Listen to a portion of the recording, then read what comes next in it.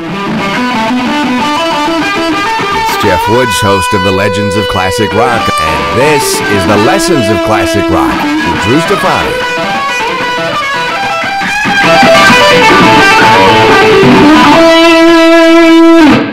How you doing? I'm Drew Stefani. It's Lessons of Classic Rock on the rock station 94.5 The Bull, www.945thebull.ca.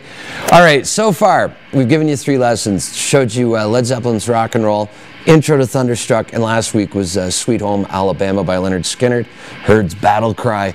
So basically, you've been probably wondering, well, this is all good and fine, Drew. You're showing me how to play the songs and the rest of it, but how about the solos? Solos are often a self-expression. I totally believe that. Now, that said, sometimes in certain songs, it's really good to learn some key phrasings in the solos, some key licks, like a lick, like...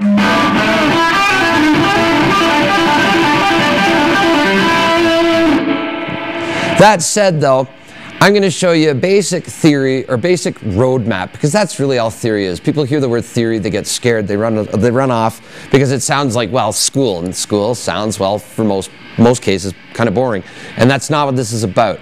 I'm basically going to show you a roadmap. Basically, if you're driving off to Florida tomorrow and you don't have a roadmap, you're going to get lost. Same damn thing with guitar, man. So I'm going to show you some easy ways to basically learn how to solo in different keys. Now, the first lesson we ever did was Led Zeppelin's Rock and Roll, and that's in the key of A. That's A major. Bar chords, different ball of wax. Bar chords are basically your power chords. Bar chord goes like this. You bar, this is, by the way, a bar chord in A. You bar your finger, make sure all the notes are being touched with your index. Then you take your, well, this finger, and you put it on your 3rd string, your G string. Then the rest of the fingers go on to A, and then D, like so.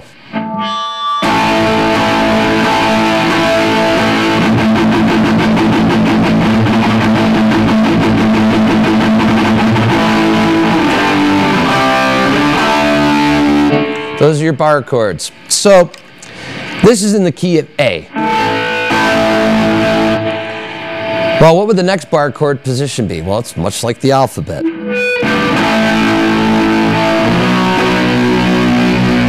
Any guesses as to what that is? It's a B. So, A, whole step to B. So, 5th fret is A, 7th fret is B. Now here's where it gets a little murky. The water gets murky. When it comes to the C chord, it's half a step. Half a step. So B is the 7th fret. 8th fret, same position, power chord, is actually a C. I know, it's confusing, isn't it? I have no explanation for it. It's just the way the instrument's made.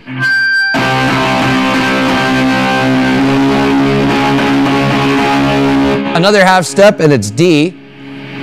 Well, after D, it goes to E, but then it moves up back to a whole step, 12th fret.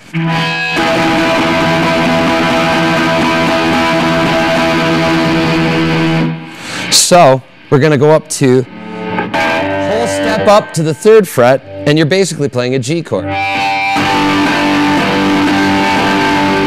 Going backward, it becomes an F. So, following me so far, F bar chord, top string, 1st fret. 2nd fret, whole step over is G. Doesn't go any farther. There's no such thing as a Z chord unless you're hammered, which I've done, you know. You're playing gigs live, sometimes you're not watching your intake, and you play a couple Z chords. That said, though, as far as music theory and maps go, there's no such thing as a Z chord. 2nd string, power chord, same position, except the root note is your 2nd string for 2nd chord power chords, or 2nd string power chords. So basically, you bar it, same sort of thing. You take this finger and you put it on your 3rd string, your G string. You take the next finger, put it on your A, this fret, and the bottom one below it. That's a D power chord. Much the same theory, as it was on the top string. If this is a D, we're moving up a whole step. What would this be? It would be an E.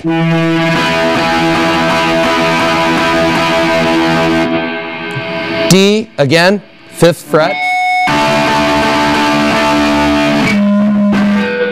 And then on your 3rd fret, it's a C. Strangely enough, it's not a whole step to get to B, it's only a half step.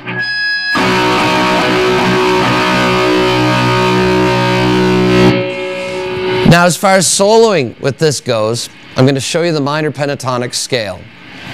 We'll do it in A, so you can groove along to Led Zeppelin's Rock and Roll.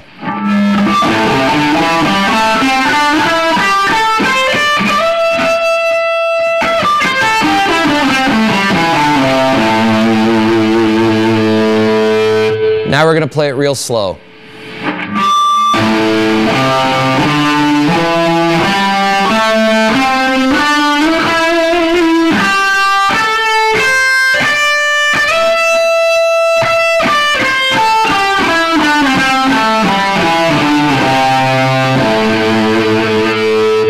So, when the cat's playing rhythm in rock and roll, in A, you do that over top of it. Well, you don't go like this. But you utilize those notes and you make licks, but that's another lesson altogether. But I'll basically give you a rough idea.